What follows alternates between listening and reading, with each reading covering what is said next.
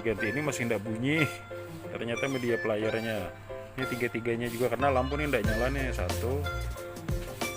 2 3. Ini kan biasanya kalau ada flash disk atau memori dia kedip-kedip. Nah ini udah mati. Yang hidup cuma kontrol ini, kontrol timer.